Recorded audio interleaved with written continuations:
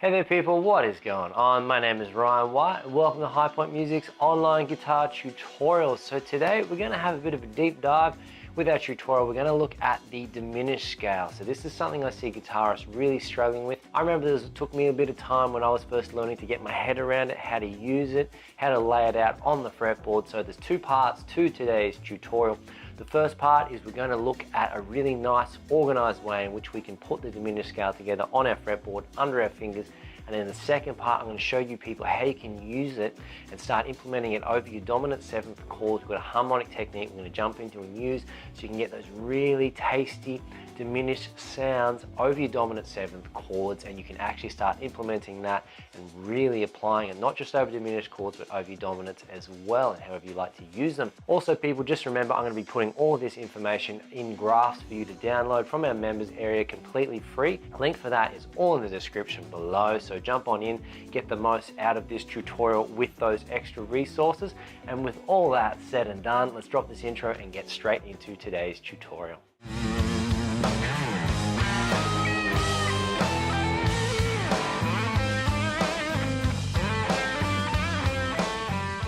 Okay, so the first part of our tutorial today, people, we're going to look at how we can arrange the diminished scale in a nice, organized, almost cage-like way. So the diminished scale is symmetrical by nature in harmony. So what I mean by that, for example, you would have heard this before at some point. Okay, so that's a diminished chord there.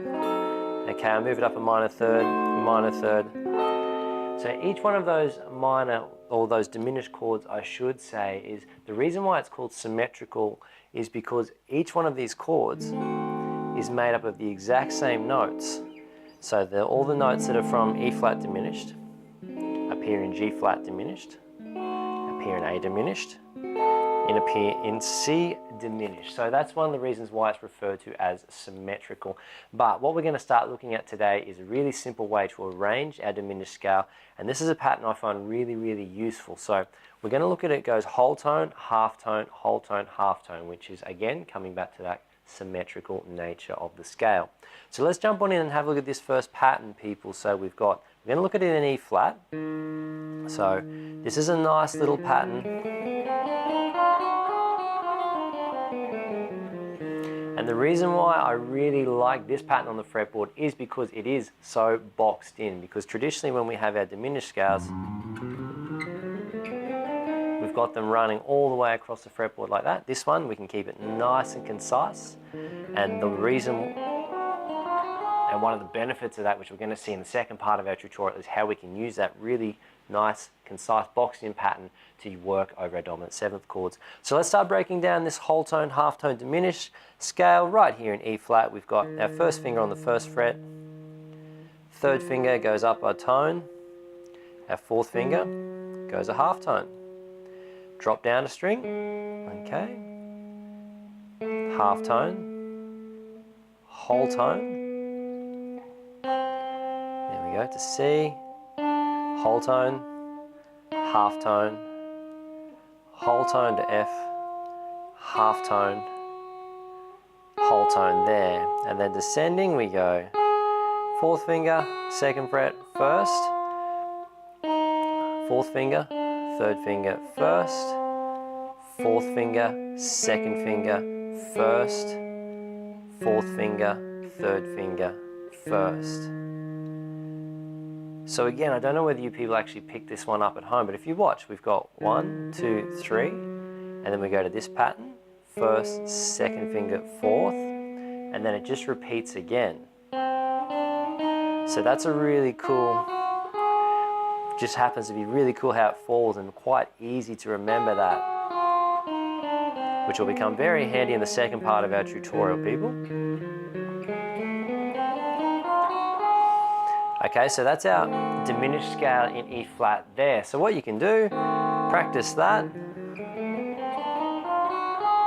move it up 3 frets or a minor third to the G flat, and the same pattern applies again. So that's coming back, it's symmetrical. So G flat to A, okay, up to C. So that's why with our diminished pattern, there really is only 3 patterns that we can learn, because each pattern actually contains 4 keys within it. So once you've actually practiced that up, get used to just playing that pattern, which shouldn't take you too long, especially if you're a more advanced player. And then we're going to start looking at the second part of our tutorial, how you can actually start putting that together with your dominant 7s, because your dominant 7s show up a lot more, particularly if you're a jazz player. There's a lot more 2-5-1s. Okay, so it's not very often that you have diminished chords just sitting out there the whole time. And because the diminished chord is so closely related to the dominant 7, I thought it would be really, really cool to show you people out there how we can actually start using our diminished chord in our 2-5-1s, or anywhere which you know how to substitute with your improvisation or over your standards, whatever you're playing, and start getting those really lovely exotic sounds. Okay, by using the diminished scale in this one I'm about to show you. Okay, let's jump in and start looking at how we can actually start using this diminished scale. So the way in which we're going to look at it today and how we can arrange it on the fretboard, we're going to start linking it to our dominant 7th chord shapes. So this is something I really love doing, and this is how I sort of visualize the fretboard in my own mind. So again, taking that E flat diminished scale we had here, okay, so I'm going to take an F7 that we've got here. It's this chord shape. So say we're playing a 2-5-1 in B flat, so F is our dominant. So what we've got here, we're going to take that E flat, which is the tone below the root, and we're going to have, so listen to that, here's our F7, and we're going to play an E flat diminished over the top of this. So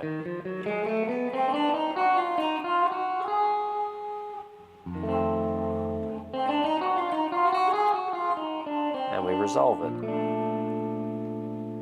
So I'll go.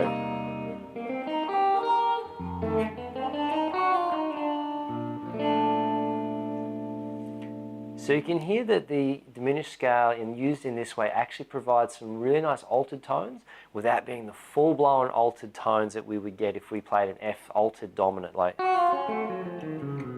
which is a melodic minor mode, okay? So that's one of the things I really love about the diminished scale, is it gives you some of those altered tones. So for example, looking at what we've got here, we've got the dominant 7th, we've got the root, we've got the flat 9, okay? Then we've got the sharp 9 here, the natural 3rd, either the sharp 11 or the flat 5. But this is where I think it's really, really nice. What happens here is you've got the natural 5 as well in that note there, the 13th or the 6th natural, okay?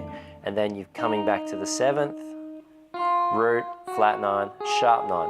So you still get some of those altered tones, but then you get some of those really beautiful, or I guess traditional sounds that we're so used to hearing in major harmony, of the natural 5, the natural 6 or 13. Okay, so you get a nice little mix without it being so full on like the altered dominant. Okay, and then you get with using the melodic minor mode there. So let's start looking at how we can piece this scale together with our dominant 7 chord shapes all the way up the fretboard, so you two can start practicing this up and getting those really wicked sounds into your improvisation and your playing. All right, so that's in the F7 chord shape here in this position. Okay, so our first finger is starting directly under the root note on the 7th. Okay, resolving to our B flat there. And next position, people, we've got just a traditional F7 here. We can play all these sorts of sounds. And what we're going to do is we're going to take that E flat pattern, the E flat diminished, and we're going to start it one note up, or a semitone up, from our root note, okay?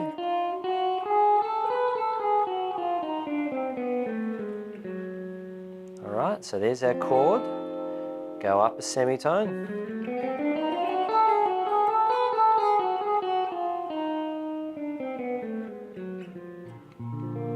And you get that nice resolution there, so.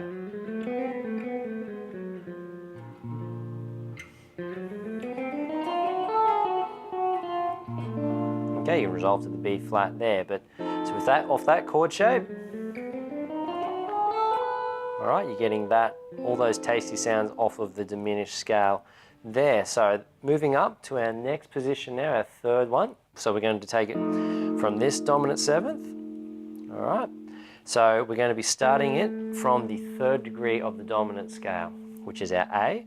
And again, that exact same diminished pattern. So say you've got a 2-5-1 here in F, and then you've got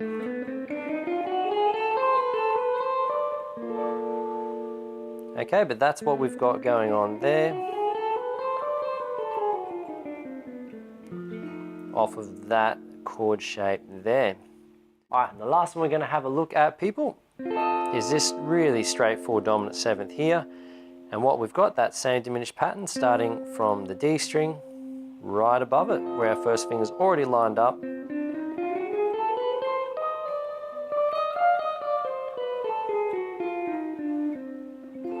And then just resolving into our B flat there.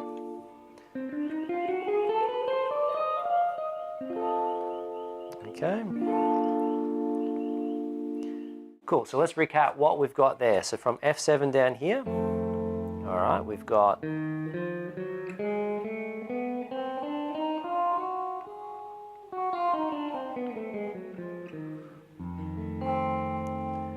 moving up to our F7 here, and our scale starts from here.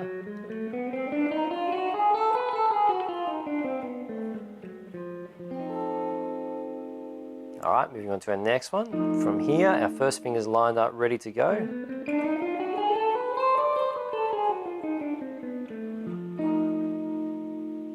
And then here to this F7.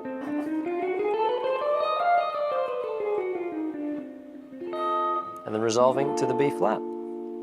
So with this setup, it doesn't matter if your theory game is really strong and you know exactly what degree you're at, whether it's the root or the flat nine, sharp nine. What's important is you actually start to build the pattern recognition with your chord shape. So whether you're soloing along, you can just go.